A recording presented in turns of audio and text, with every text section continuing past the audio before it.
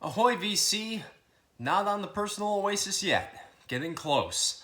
But I'm still Isaac from the Blind Island, and we're continuing on with the top 100 favorite albums of all time. I just want to say thank you so much for everyone who's been watching these videos, keeping up, commenting, and I just want to let you know if you have a different opinion than the albums I'm picking, I completely get it. Everyone's taste is different.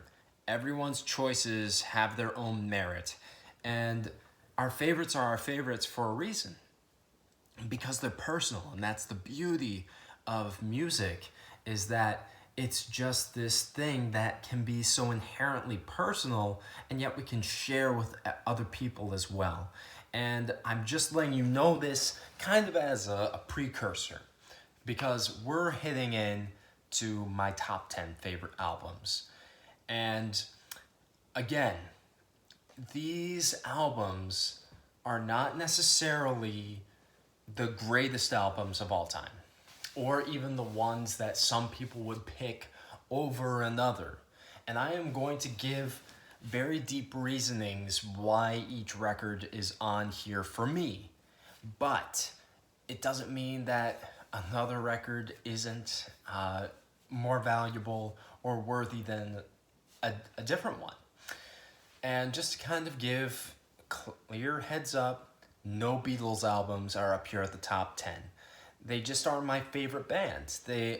But if I were doing a top 100 of greatest albums of all time, I think like 2 or 3 would have to be included, because they had such an indelible imprint on pop culture and music as a whole. Rolling Stones too. Like, I'd have to include more Rolling Stones on this list. I'd have to include a lot of other artists that were huge names. But this, again, is just something that is very personal, very dear. So I just want to get started, and let's get into number 10. At number 10, I have Fraction, Moonblood.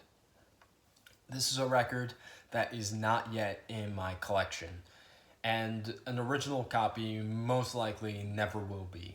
There were only 200 copies pressed, from my understanding, and even the reissues are very difficult to come by. I believe they're like $50 usually, and as much as I'd love to just make an order on eBay, I'd love to either get it VCLT or just through finding it on my own. It's really important just to, certain music needs to have a story behind it. And with an album like Fraction, by Fraction,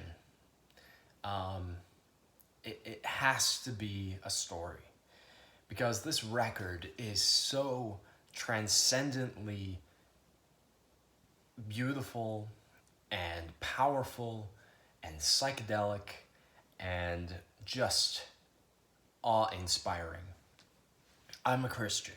I have very little music that's Christian that I actually love, because unfortunately a lot of Christian music, to my ear, has this very overly produced saccharine quality to it.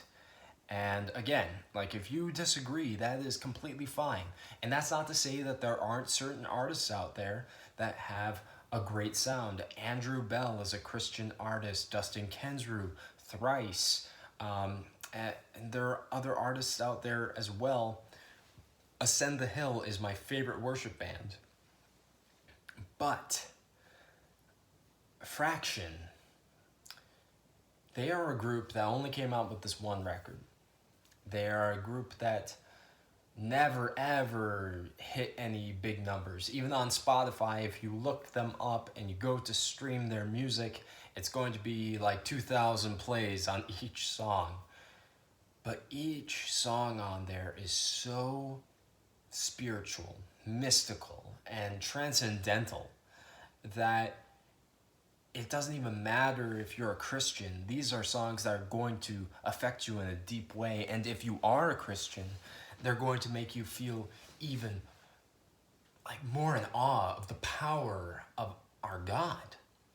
When the lead singer is singing the song "Come Out of Her," and you can hear him screaming in this and channeling this Doors-esque quality to his voice, it's like he's reaching in and saying to these demons, "Come out of her," retelling the story of Mary Magdalene, and you believe it. And not only that, you truly see God for what he is, a powerful, majestic, wonderful being. There are so many paintings where he's just this guy who's smiling and has a white robe on and carrying a lamb, and he looks just so friendly. But I feel like Moonblood captures what Jesus means to me. And that's why it's my number 10 favorite album. It's a very personal album, and one that I think really captures the way I view my faith and my spirituality in a great way. I have Tom Waits' Rain Dogs. Tom Waits is in my top 3 favorite artists of all time. Number 1 is probably, I can't really rank them. There is no right way to rank it. But it's Tom Waits, Bob Dylan, Leonard Cohen. Those are my 3 guys that I go to time and time again. Leonard Cohen, he has the lyrics. Bob Dylan, he has the songs and just the incredible ability to just write and touch me in ways I never thought were possible. But Tom Waits has the albums. This guy, Leonard Cohen did come out with fewer records. Bob Dylan came out with many albums. Some of them classics that are untouchable, unimpeachables, stone cold traditions, and others are hot flaming garbage. But Tom Waits, I think he only came out with 1 album or 2 that I could say, I could take it or leave it. That's pretty amazing for the amount that this guy has come out with. He has this ability to create a mood in all of his records. And this came out in his second period after his kind of jazz lounge lizard phase. And he came out as a Baroque, crazy, junkyard conductor. And it started with Swordfish Trombones, and I vacillated between which one I would put on here, because Swordfish Trombones also has an incredibly special place in my heart. But I had to put Rain Dogs on here because it flows perfectly. There is not one single moment on here that sits sour. It is transcendently weird, beautiful, terrifying, and altogether a wholly engaging listening experience, going from incredibly plaintive and contemplative tunes to where he is singing with salvo and absolute cynicism and anger. Rain Dogs is an experience through and through. And I'm so happy to have an original copy in my collection. And it's an album that I always tell, don't like Tom Waits, listen to Rain Dogs. Just listen to it. See what you think. And it's not for everyone. He's not an artist that I would say, oh yeah, you're gonna love this. But I can't get enough of it. I think that it's one of those things where you listen to music, a lot of contemporary music, and it all sounds the same. It all has the same type of high decibel, loudness, war quality to it. But Tom Waits' albums are like waves. They have these high crescendos, low points, pounding energies, and cool calm. And this is just probably everything that you can have said about Tom Waits can be said here in Rain Dogs. And it's just one of the reasons that I love it so very much. At number 8, I have Otis Blue by Otis Redding. And the original copy for this, the original title is Otis Blue, Otis Redding Sings Soul. But everyone knows it by Otis Blue. I see this brought up in the VC a lot, and it should be. Because this guy, he knows soul. The son of a preacher, Otis Redding, he takes that gospel and he takes this like holiness that is reserved in music, and he brings it to he makes the profane holy through his singing. He has this sacred quality to the way that he sings about his woman, about his troubles, about his problems, and about his life that is unlike anything I have ever heard in my entire life. When I first heard his version of Loving You Too Long, it brought me to tears.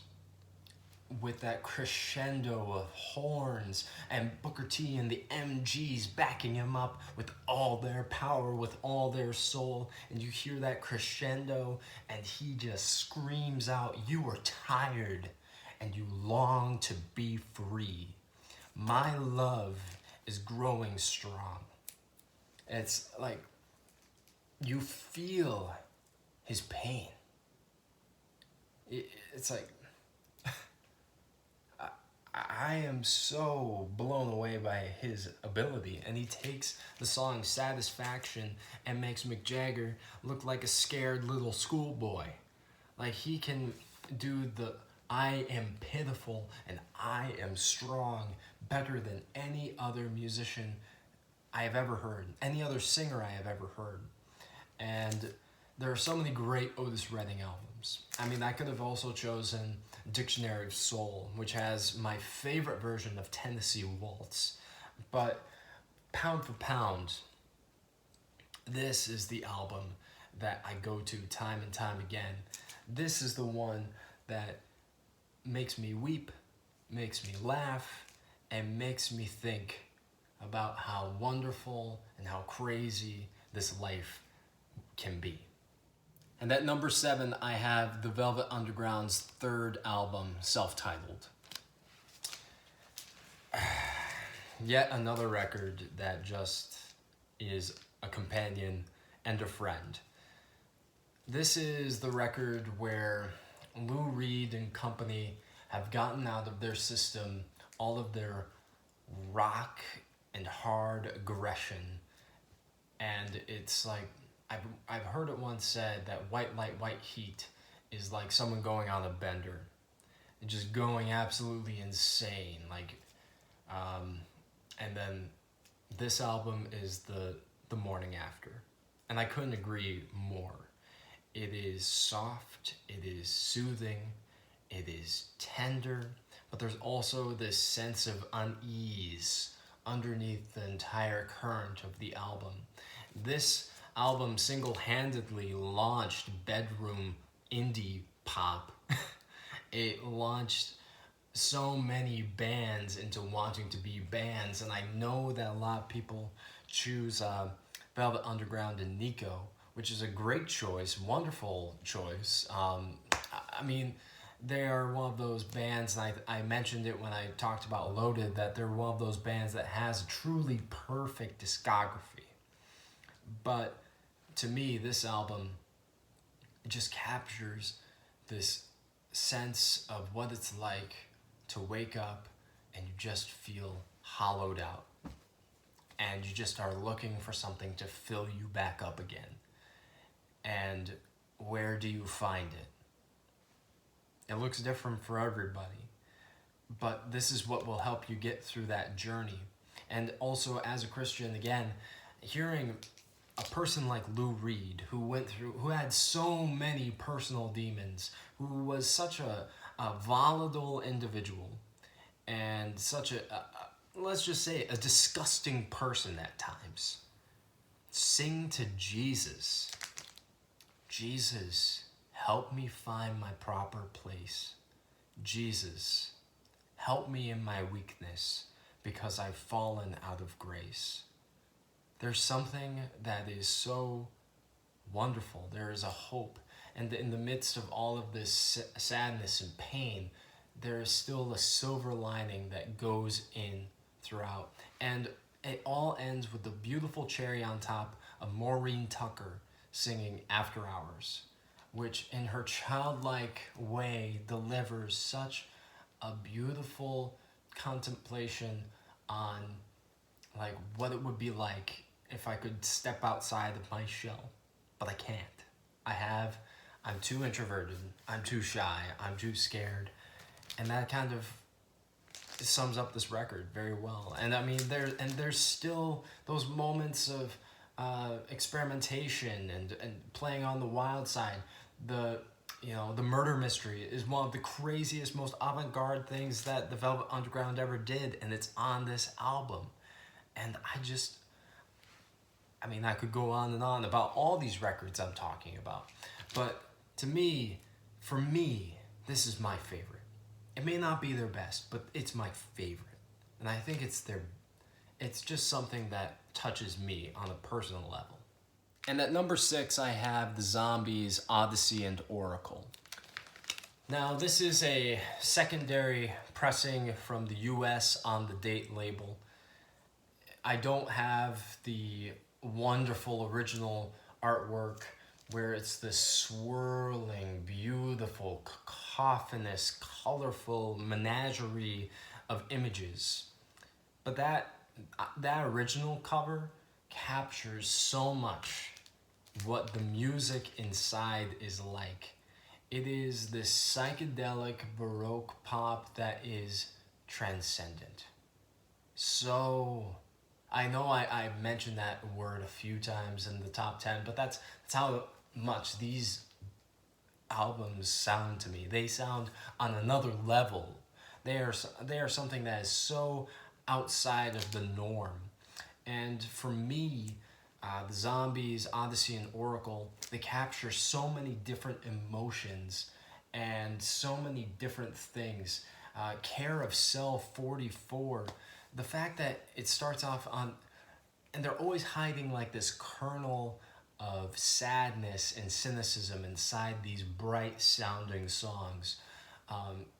Care of Cell 44 is a prisoner writing to somebody, and A Rose for Emily. I know that a lot of people love Eleanor Rigby, and that is a wonderful song, but A Rose for Emily it captures everything about this woman who had this beauty, had this wonderful gift to give people, but was ignored and trampled upon, and now there is not even a rose for her after her death. And the Butcher has these swirling organ and theremins going on, capturing that fear of war, of World War I and II, and how people speak from their pulpits about what's good and what's right, but they don't know how the sausage gets made, and if they did, they wouldn't be calling it holy or right. They wouldn't be saying it's okay. And then there's the beauty of This Will Be Our Year. Again, this was the song that played after we said our dues. It played immediately once we kissed, and the lyrics go, the warmth of your love is like the warmth of the sun, and this will be our year. It took a long time to come. And that's how I feel every single year with my wife. Every single year I've been with her, it has been a better year. It's been a right year.